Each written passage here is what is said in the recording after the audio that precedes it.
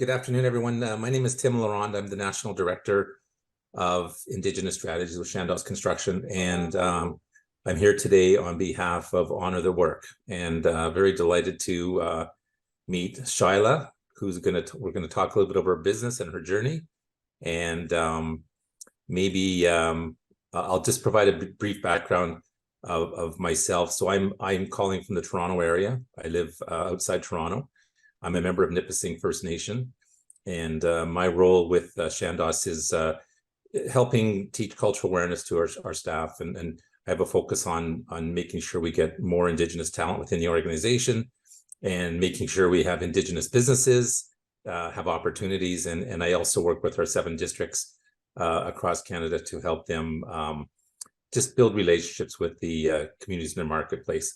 So Shylah, that's a little bit about me and what my role is. So I just wanted to bring that. But this is about you. So what I want to do is just kind of start off by saying, can you maybe, walk me through or describe your journey, how you got into the skilled trades? When did you first learn about apprenticeship? And then was there anybody like a family or friends that inspired you to pursue this path?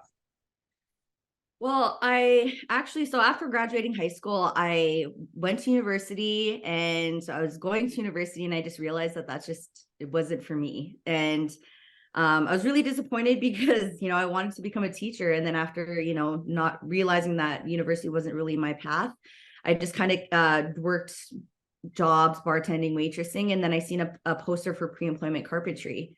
And I always loved working outside. I loved shop and in high school. And so I decided, hey, it's something different. Why not? And so I applied for it and I got in, and I was the only woman in the class. But it was a tough for a little bit because I didn't know anything at all. Like, I was completely green. I didn't know how to read a tape. I didn't even know what a stud was. And so, yeah, I guess I didn't really learn about apprenticeship until I got into this program. There wasn't really anything taught too much in high school. I know that there's a big push for that now, and so things are starting to change. But in high school, I was only able to take shop once because I was more encouraged to take home ec or sewing or something rather than, working with the tools. Yeah. And as for, I guess, for any family, I used to help my mushroom a lot when he'd work on his vehicles. And I do have an uncle that's kind of done like finished carpentry, but no one in my family's ever went to like any sort of technical training. So I'm the first person in my family who's got their Red Seal. So it's pretty big. Good for you. That's excellent. And there is a lot of different trades out there, but was there something about carpentry that attracted you to that business? Well, to be honest, I didn't know too much about the different trades that there is. Like, there's so many now that I'm learning about. And so when I seen the poster, I was like, oh, carpentry, I just decided to try it. I knew of carpentry, I knew of electrical, I knew of plumbing. But I just decided, just because it was the first really training opportunity that I could take, and it was something that I just wanted to try. And so that's why I went for carpentry. Oh, good for you. And your comment about being the only woman, I've done a lot of these the research into the industry, and women only represent 13% of the construction industry. So there's a huge gap there, huge opportunity. So kudos for you for taking this on. So during your so what type of mentorship did you experience during your training in high school or during your apprenticeship? Did you have mentors? Not really. I mean, I guess I was always kind of seeking that other tradeswoman to mentor me, but for the most part, I was always the only woman on site. And so I never really did, I guess, have any kind of mentors going throughout my apprenticeship. It was kind of just go to work, and, I met a lot of carpenters that have, helped me and showed me tricks and stuff like that. But I guess that would be kind of considered mentors, but not anybody that I really kept in touch with throughout my apprenticeship. Yeah. Okay. And then you took the next step, I think, which is incredible, is you've created your own trades training company. Can you talk to me about that? Yeah. So I mean, I've been in the trades for 15 years now. Not only am I a carpenter, I'm also a second-year scaffolder and a second-year ironworker. Okay. So, I after I got my Red Seal, I started my own contracting company, and I worked a lot on reserve, and I realized that there wasn't like, there was a lot of women in youth that were like, oh, wow, this is your company. Like, you're a woman, this is your company. Like, it was like shocking to them. Right. And so I'm like, it just didn't seem like anything was being too much done to encourage more trades careers. So I decided to get into more of an admin background. And through that, I was able to have opportunities of going to volunteer at women in trades workshops and girls exploring trades and technology. And from going to those introductory workshops and programs, I seen just how much that it improved their confidence and how much they just really enjoyed it. And I thought, like, I wish I would have had something like this growing up on the reserve. I wish I would have had something like this to do, because I think if I had an opportunity like that, maybe I would have gotten into the trades a lot earlier. So, I kind of looked around to see what was going on, and there is opportunities, but a lot of these opportunities are in the cities, right? Not too many in Indigenous communities.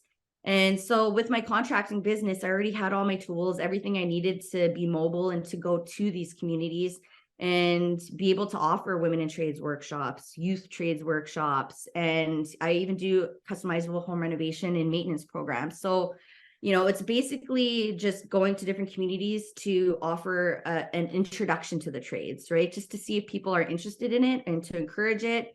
And it's been a very busy year. So I think you can add businesswoman to that list of occupations as well, because going on business for yourself is another journey altogether. But maybe just going off script a little bit, I'd be curious to hear how the reception was as you went into different communities about what your vision was. Were you well received? Did the leadership appreciate that and recognize that there is a demand for your services?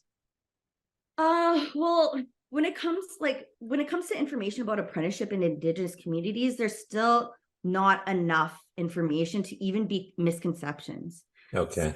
So it's basically going in there, and a lot of the time people think that I'm working with a college, that's in the province, but really it's like, no, this is my business, and this is something that I'm doing to just introduce trades programs and to, help out the community if for customizable home renovation or home maintenance programs.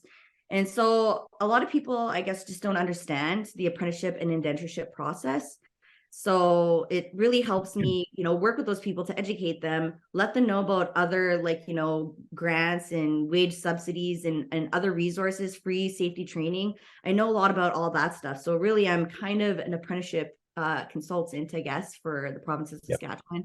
And, I'm really trying to encourage more communities to start pushing the skilled trades as a career option for their community members, because traditionally Indigenous people are hands-on learners, right? And so I think that people really thrive in the trades of being able to learn on the job site and get paid at the same time. Yeah, absolutely. It's a good segue to my next question about Indigenous people and our culture and our values. So how do you incorporate your culture in the way you teach your trades training program? So I only lived on the reserve for a little bit. I guess I would probably consider myself an urban Indian. So I don't know too much about my culture, as I would like to think that as I'm going back into these Indigenous communities, I'm learning more and more of my culture. So in a way that they're teaching me while I'm teaching them in exchange for something else, for hands-on skilled trades. And your experiences, you're not alone. I myself never grew up on a reserve, and in fact I think it's about 53 or 54% of First Nations people do not live on a reserve. So part of that culture has been lost. So it's great that you're making that attempt to reconnect with your culture, because I think it's a journey I began 10 years ago, and I'm loving it. And I think as you continue down this path, you'll see it rewarding for you as well. So definitely. Yes, definitely. So going into more specifics about the program itself, can you tell us about, the age range and your goals of the individuals who you're teaching? So with the programs that I do women in trades and youth workshops, and then with the home renovation and home maintenance programs, I really kind of get a broad range of ages. So I'm trying to think. I think probably I've worked with people from 12 years old up until almost 60, I think, in late 50s. So there's a big range of ages in there. It just really depends on the program or the workshop that I'm providing. So on the younger side and the youth, and before we started recording this, we did share about the youth being the fastest growing demographic. Do you feel that it's necessary to kind of expose them to the various options once they finish school? Excuse me. And traditionally trades has kind of been something that's been left behind. Is that something that you see in your travels? Sorry, can you repeat that question? I was just thinking that for kids going through school, the younger side of what you're talking about in terms of the youth and so on, a lot of times trades are overlooked as a profession. You know, it's more like a job, being a labor. But in my experience in the last few years working with Chandos, I've noticed that somebody who can start off as a carpenter can actually excel all the way through and get into project management roles, estimating roles, making a career as opposed to just having a job. Do you find that maybe that element of the career portion is missing with our young people? Yeah, well, I mean, I think that like I said before, there's a lot of misinformation, or not misinformation. There's not enough information provided in some of these communities, and a lot of times, like, people will think, as you know, youth and older people will, you know, assume just because you're working in the trades that you're just going to be pounding a hammer for the rest of your life. When really, you know, working in the trades, that's not the be all end all, right? It opens so many other doors to opportunities. You know, you could become an instructor. You could, like I said, become a project manager. There's, you know, it can lead into more of a management supervisory role or entrepreneurship. And so I think I think, you know, working with youth, I always try to make a point of that and let them know that, you know, just because you get into this doesn't mean that you're just going to be doing this for the rest of your life. There's a lot of other opportunities that you can take. And so I try always just to give as much information as I can whenever I'm working with any of the people in my programs. Okay, no, that's excellent, because it's good to yeah, you're right. I think a lot of them just think it's just an outside job, you know, slinging a hammer, but there is other opportunities. Are there other misconceptions that your students have about the trades? Can you think of any? I don't, like, that's probably got to be the main one, is just, you know, thinking that you're going to be working really hard, laborious stuff all day. When in fact, you know, every trade kind of has its own, like, I guess, skill level of labor work, I guess, right? Or, you know, some are going to be a little bit more exhausting in labor work than other trades, right? So I guess just even you know, being able to, like, again, talk more about the different trades that there are, because in Saskatchewan, you know, there's got to be over, you know, 30 different construction trades, right? And then the sub trades from that. So you know, there's so many different options and avenues that they can take, but it's just a matter of educating them and seeing, you know, trying to fit something that's going to work for them, if that's something that they're interested in, right? Like, I mean, if you're scared of heights, you don't want to be a scaffolder, you don't want to be an iron worker, right? And unfortunately that happens a lot, right? People take programs like that and then they'll be like, what? I have to be up in the air, you know what I mean? Like, so being able to educate them, and, you know, if the trades is something that they want to pursue, it's taking the time to educate them about the different you know, the different work tasks that you're going to be expected to in each trade. So we talked a little bit about youth being the fastest demographic for Indigenous youth. Another stat out there is that Indigenous has a higher unemployment rate, which you know, it's higher than the national average. So in your mind, what are the biggest barriers members of Indigenous communities face with training for skilled trades employment?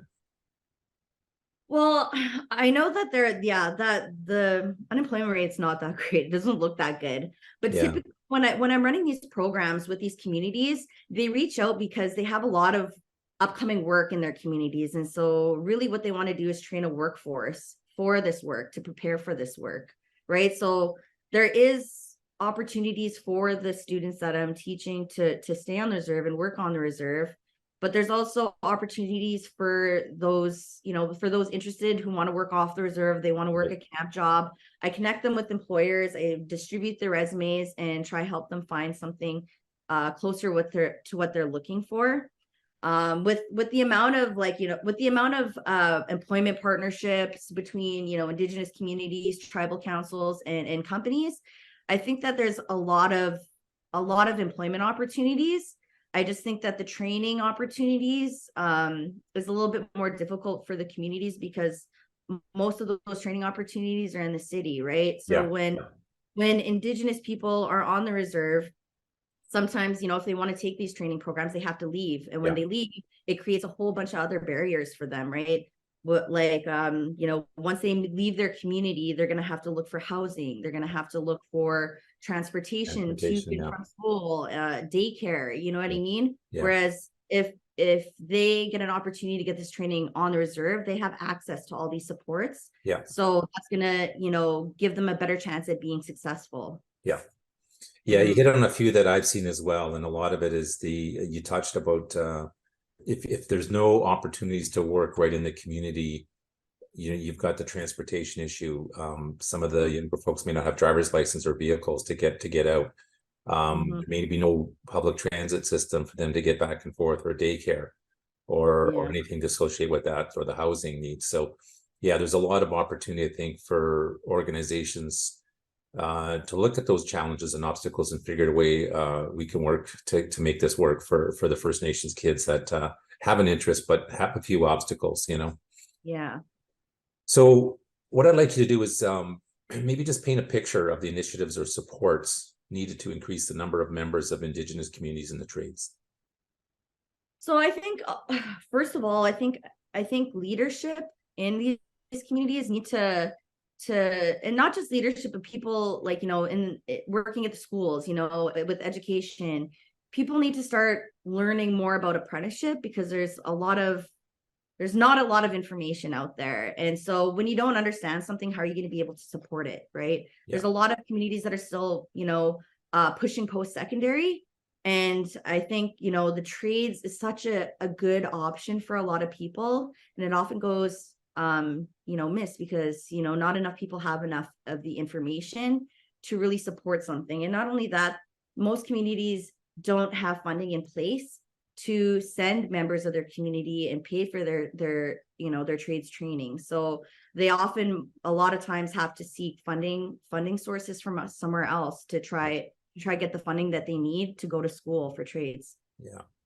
I can give you a bit of an example. Is one of the projects we're working on is we're building a high school at Big Stone Cree Nation, which is about 4 hours north of Edmonton. And I had the opportunity when I was up there to meet with the parents of the kids in the junior school, because we're building a high school. And they really wanted a high school in their community because it allowed them to stay within the community so they can at least graduate, as opposed to leaving the community and then have a Cree curriculum, which I think was very important to them. But the other thing I impressed upon, the leadership of that community is as long as there's a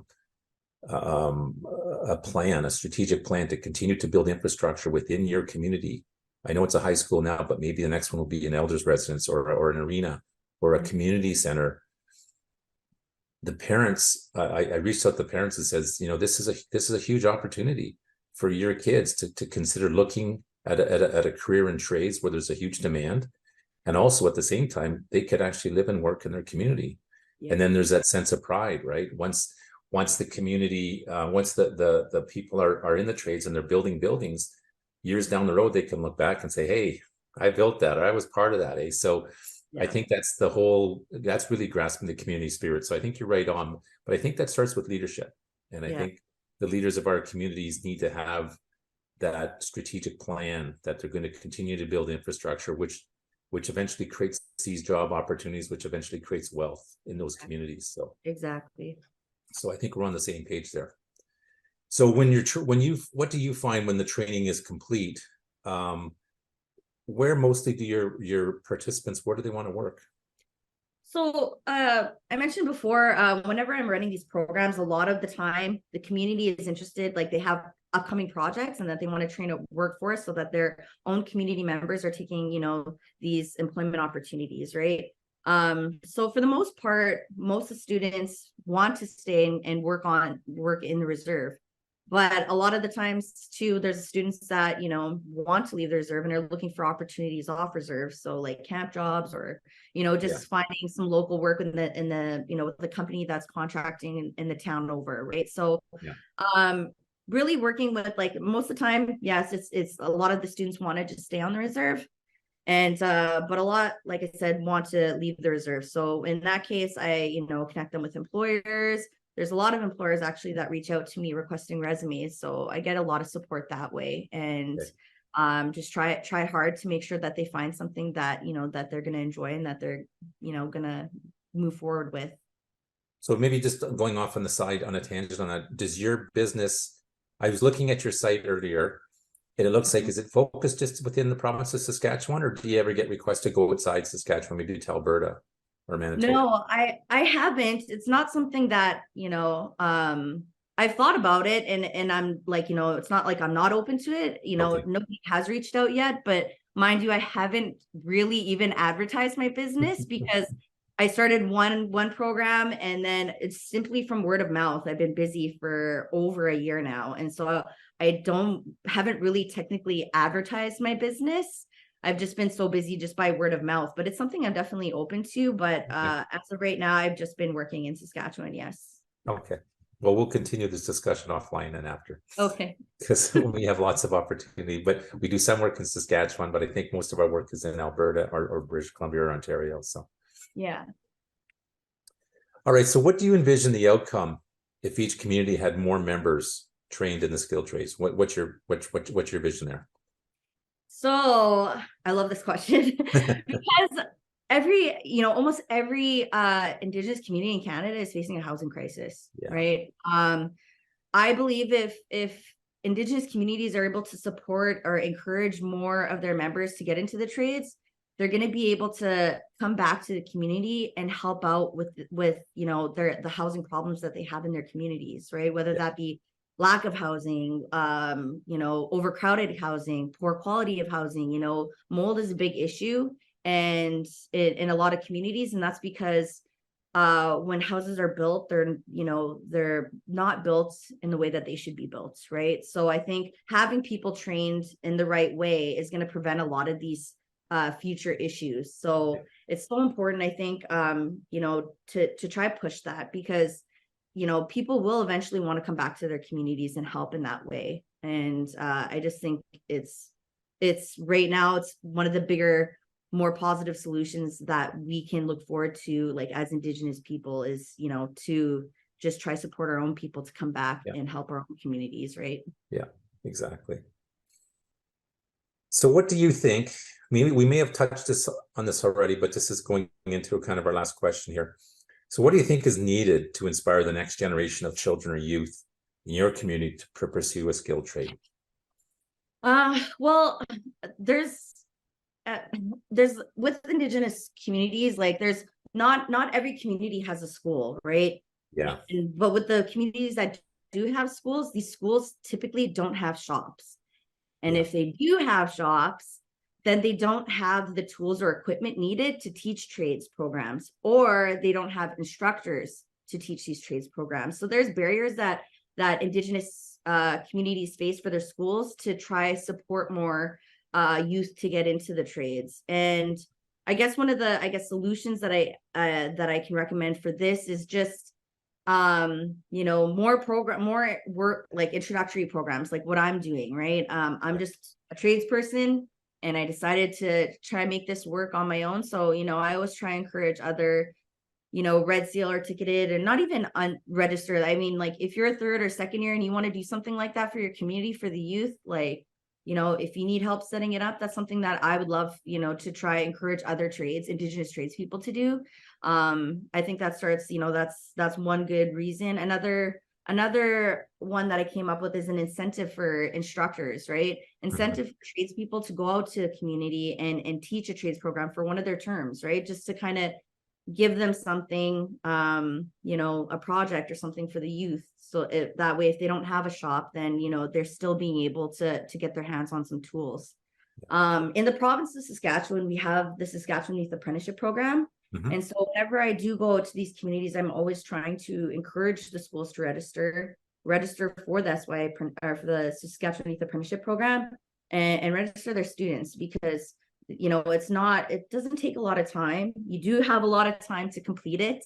And there's only 12 steps to complete the process, and there's so much that you get in return. And it's such a good way of educating youth about careers in skilled trades. Well, you're not only a tradesperson, as I mentioned earlier, you're a business person as well. And I think we can add, I think what you're doing, Shylah, is also very inspirational for younger people coming behind. Our youth could look into what your experiences are, and they can see that you're kind of blazing a trail. You're as I mentioned earlier, women in trades is a rarity that I think that's something we want to. There's huge opportunity, I think, to get more women involved in trade. So I congratulate you for what you're doing and your success in what you're doing. And I think your story will be told through this venue here. And I hope a lot of people listen in and continue to support. I know I will. I will share your story with the people I know, so that we can get more folks, some of our youth, I guess, into the trades and seeing those opportunities. So thank you for taking the time. It was certainly a pleasure meeting you, and we will certainly stay connected. And is there any closing comments that you have that you want, if you were to give a message out there? I know we covered a lot already, but do you have any closing thoughts? Well, thank you, first of all, for all those compliments and all those nice words. Thank you. That means a lot. I want to put out there that, what I'm really trying to support is more tradeswomen taking that step into the business aspect. So entrepreneurship, right? Right now, there's not a lot of resources out there, or not a lot of women doing what I'm doing. And so I kind of want to leave it open to, like, anybody who's watching this and that's a woman in the trades and is interested in doing what I'm doing, to reach out to me, because I've kind of, it's been a long journey, and I want to be, if this is something that you want to do, I want to be able to try help you in any way that I can, as any sort of mentorship.